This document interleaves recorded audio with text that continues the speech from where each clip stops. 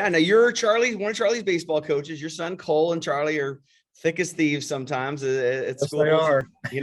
So which is great. And you own your own business. So give me your quick like background of where you started and how you got into your business. Well, actually, I wanted to be a teacher and a coach, so that's what I went to college for. Okay. My dad was an architect my whole life, so I've been in the construction business since I was little or knew about it. Went to the Marine Corps right out of high school. Didn't really know what I wanted to do. Went to college at UNT. Played a little baseball down in Ranger Junior College for a little bit. Went to school, got a degree in kinesiology, and wanted to be a teacher and a coach. So I got out and started substitute teaching for about 2 weeks and decided I didn't like it. So I went into construction business and I started being a general contractor, superintendent / project manager. And I had a guy that was working for me that did our masonry and stucco work that wanted to start his own company. He kind of broke off from his dad. So he asked me if I wanted to come work with him. Yeah. So we started GLS Masonry and Stucco. And we've been going strong for about 12 years now. And what we do is we put all the brick, stone, block on your schools, your hospitals, your medical buildings. We really don't do residential. But TWU right there, we did all the masonry on that on Texas Women's University. Okay. We worked on SMU. We 99.9% do all commercial work. So it's been really busy here in the Metroplex for the last, 12 years since the recession ended in 2010-ish. Yeah. And that's what we do. So you got started 12 years ago and what's the size of your business now? Like, we started right there at the end of the recession in 2010. And we started out doing $1 million a year in sales. We're up to about $18 million a year in sales now. And that's kind of where we want to stay. $18 million in sales. So I don't even know what that means. Does Lance Williams go home with $18 million? No, not at all. Are you like that's $18 million in sales. So if one project, let's say we do Raising Cane's. So our contract part of that job would be about probably $90,000. So that means out of that $90,000, I've got to pay for material, labor, my overhead, and then whatever is left is profit. Our profit, we try to make 33% on each job. Okay. That's our goal. 33% material, 33% labor, 33% profit. Out of that 33% profit, I got to pay my overhead. So we try to end up with about 15%, sometimes it's better, profit for me and my business partner. Okay. And so doing this, like, do you have a lot of competition? Is there a lot of other people who do with this? You have to bid? Yes, we're bidding. We bid on jobs. So over the years, we've networked and created relationships with general contractors. And we obviously try to keep those relationships by doing a good job and installing the masonry and stucco in a timely manner and keeping those relationships and keeping those networks going. So now every day we probably get 10 bids sent to us by general contractors. So we bid on these jobs against other masonry and stucco companies. And hopefully our number wins and then we get the job and we move forward. Is it solely based on the cost or are you taking these guys to It's cost and relationship and how well you do the job. Yeah. I mean, a lot of it is bottom dollar, because the owner of the project we're doing is, they're trying to get it done as cheap as possible. But the relationship and how well you do the job, it has a lot to do with it as well, because they can hire somebody just because they came in with a low number and they can't get the job done or they don't do a very good job. Right. I mean, your company's got to be all about people. Like, I mean, as far as like, it's all about networking, network, people, relationships, and keeping those relationships for future business. Cause that's how any company survives, is future business and networking. And I think the old saying is it's all about who you know, not what you know. Right. And so are you, so the Christmas time, then are you sending out fruit baskets to everybody or I mean, is that all we started last week taking gift cards and doing lunches and just saying thank you to our general contractors that we work for. And that's what we do around Christmas time. And some people are more important than others that give us more work every year. And they get other things. Okay, interesting. But as far as like the networking part of your job, that's obviously very important, but also the staffing part of your job. I mean, you got to have people who can do this job, and there's probably some, I mean, you're scaffolding some walls here. Like this thing, I mean, look at this thing. I mean, you probably have to have some pretty serious insurance. So is the quality of employee, like, Yeah. is the quality of employee like pretty important? Quality of employees is paramount. Something I learned in the Marine Corps is take care of your platoon and they'll take care of you. And same thing with my employees is that if we take care of them and get the right people, and because OSHA is involved in all this scaffolding and stuff. I mean, one wrong OSHA complaint, I get fined $50,000 on something that's, messed up, so somebody doesn't get hurt. And OSHA is who? OSHA is the government entity that keeps jobs and factories and everything else safe. Okay. So if they come out onto this job right here and they see something wrong with those scaffolds, that OSHA inspector is going to get my foreman off to get everybody down, get them off. They're going to call me. If they see too many things they don't like, they're going to find me. Right. So I've got to have competent people that know how to set these scaffolds up, that know how to work on them. I've got 80 something employees, so trying to keep everybody safe and somebody not doing something stupid, it's almost impossible, but that's our goal. I mean, do you have some pretty hairy injuries from this? Is this? We haven't had any, but there's been deaths. I mean, people die on construction sites all the time. So we haven't had any, which is, thank God, but it happens on a daily basis. Right. So would you say the hardest part about running your business is employee management, or about creating or getting the next job? Well, that's what my business partner does. He does all the estimating and a lot of the business relationships. So his job first is to get the job. And it's my job to run the office and run the crews to make sure we get the job done correctly and in a timely manner and everything else. So it's probably 50-50 on getting the job and then getting the job done correctly. So we don't make anybody mad and we can get another job. You got a hard job, man. I mean, dealing with employees. My dad was a construction manager for 30 years in a hospital organization in Oregon, in Portland. And it was like, he'd come home with just like these knuckleheads. Like, I mean, he used other words than that, but it was like guys did stupid stuff on the sites. Like, do you deal with, deal with like drinking on the site and like stuff that's like just dumb stuff? Saturday afternoon, if the superintendent's not on the job site, these guys will drink, or they will be standing next to a dumpster and throw the trash on the ground, or it's just, it's a nonstop everyday thing of managing the people the best we can. And it's just like I said, in the Marine Corps, you got to have your sergeants below you, then your privates and everything else. It just goes downhill. So you've got to have the right people in place to manage this, because I can't manage it all anymore. I used to do it all myself, now we've just gotten so big that we have 15 jobs going on at all times. And so when you roll up to a site, are they like, Darth Vader's here, like everybody's standing up straight and everybody's like, are they know you're the guy? They see my truck coming from a mile away. Hide the beer and all that. Like, if they have people that are there on site managing them, it's got to be kind of difficult for them, because they're working side by side with these guys every day, and they kind of want to be liked to some degree as a manager. Do you have to go and like hit the manager on the head and say, you got to keep these guys accountable? Is that the hardest part of your job? You got to have a sergeant in charge. It's that fine line between love and respect. But it's just like in any relationship, they've got to respect you. At the same time, do they have to like you or love you? No. And some of my foremen, nobody likes them, but they respect him. Right. So it's a fine line having employees, and it's probably a hard time right now because there's such a shortage of employees everywhere. So like, if you're like managing them and keeping them accountable, and they're like, well, screw you, I'm going to go work for the guy down the street. That's the hard with my laborers and the guys that actually do the installing of the brick and everything. Yeah. These guys get offered $1 more an hour on Monday and they're gone.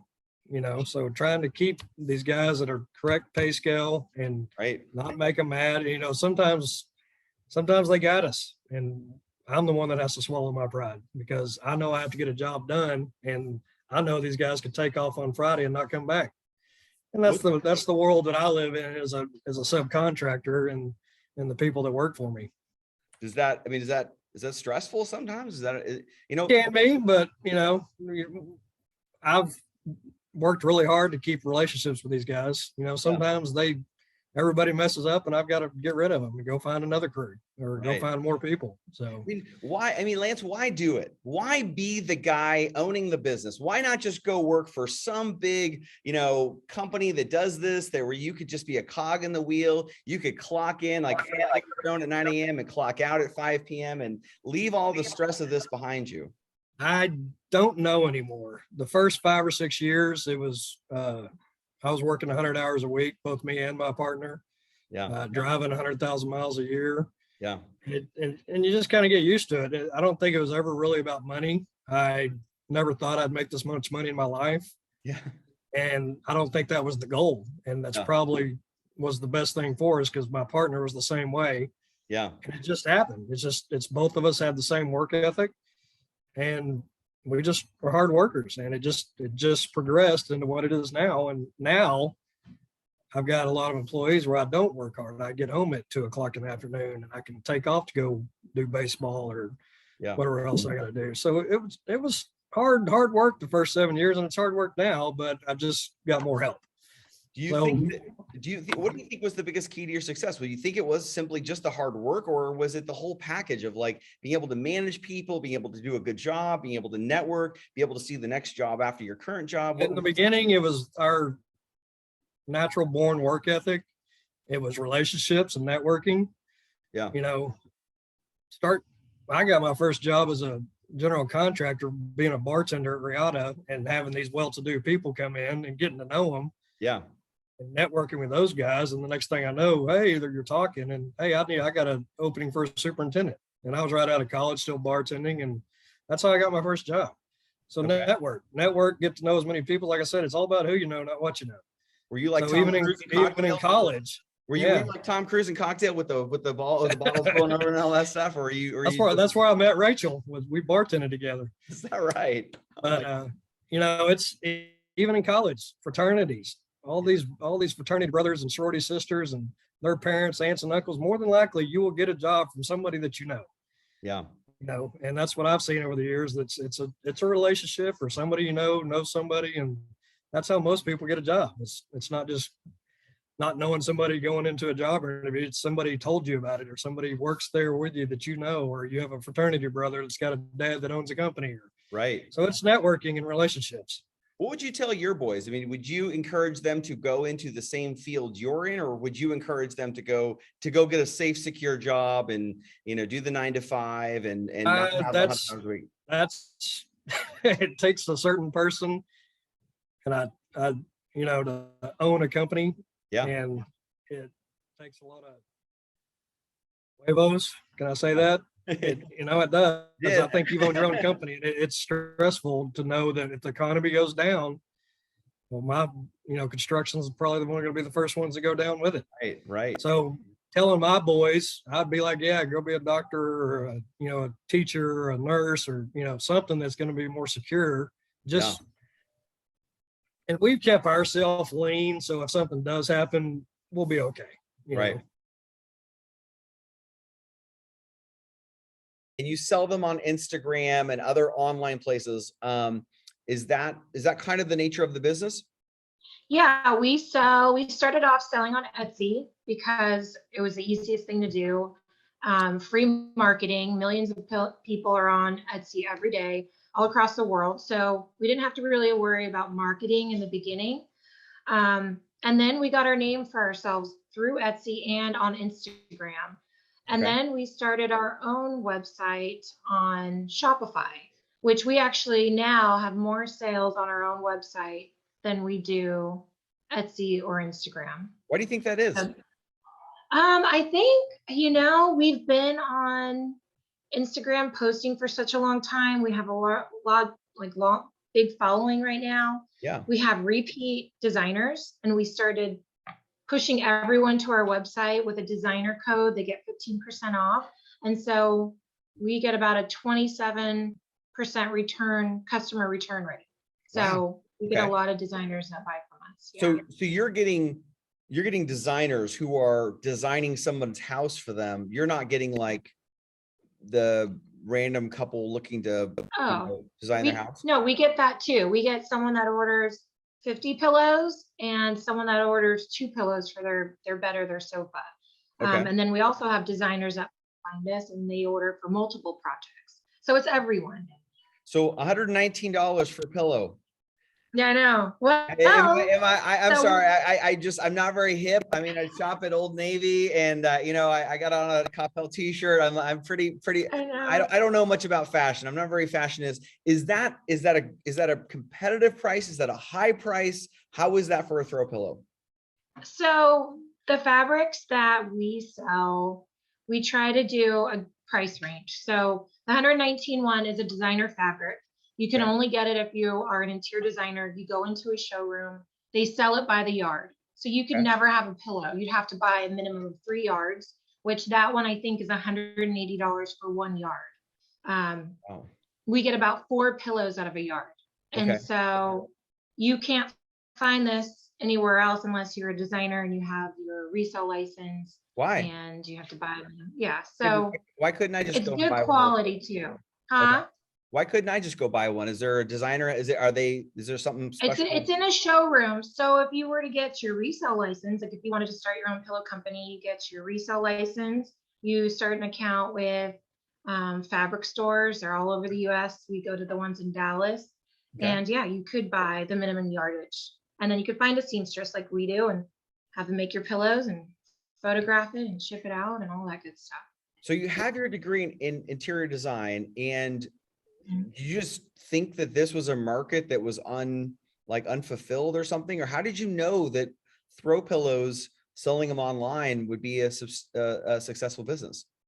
Well, after when I had my son in San Diego, I was a designer out there. So I knew we'd always make custom pillows and they were always outrageous. And always finding a good seamstress was hard. Once I stopped working interior design, moved to Florida with my husband, I wasn't really working. I was doing CAD work, contracts for her, a little bit from Florida to California. And I started another Etsy shop flipping furniture, like vintage furniture. Okay. So I would go to antique stores or Craigslist and find a chair, like a mid-century chair for sometimes $50, and I flipped it for $200 to $500. So then I kind of learned it is, people are still doing it. It's insane. It's just, I hated the shipping process because David and I would, box up all these large pieces of furniture or chairs. I was painting. It just took a lot of time with kids. Yeah. I mean, it was fun. I went to antique stores and I just shopped for a living and then posted it. It sounds like a pretty fun, I'm not a shopping kind of guy, but it sounds like, for a lot of probably the people in my class, that sounds like a pretty fun gig. Like that would be kind of interesting. Yeah, you can do anything. I would just scour Craigslist daily and look for mid-century pieces that usually people didn't know what they had. Yeah. And over time, I kind of started identifying the good pieces and just kind of knowing the trends and flipping it. And I'd literally I think I've sold a couch I bought for $200 and it ended up selling for like $2,400. Oh my goodness. I know, it was fun. It was just a lot of work with 2 little kids at the time. So that brings me back to the pillows. I would always look at shops on Etsy and see what they're selling. And you could see on the bottom, if you scroll down to the left side, how many orders you have. Like we have 16,000, scroll a little bit. Up a little more. Go up a little bit. Right. Keep going. Oh, where'd it go? Keep going up. You went down a ways. Right there. See where you see sales? Yeah. So when we started in 2015, we have 16,000 sales now. So I would always look at the pillow shops and they had like 20,000 in sales. And I'm like, man, we really need to start a pillow shop. It's so much easier to ship. We don't even sell the inserts. We just sell the covers. So does the customer put it together themselves? They find the insert. Yeah. Okay. Yeah. So they buy the own inserts. Okay. So they put so the insert is like the squishy stuff inside the pillow that makes it soft. Yeah. Okay. So I don't know. So you just sell the cover and then they put the squishy stuff in there. Yep. So I have, here's a lumbar right now. And this is it. Okay. So you ship them And that's that. all.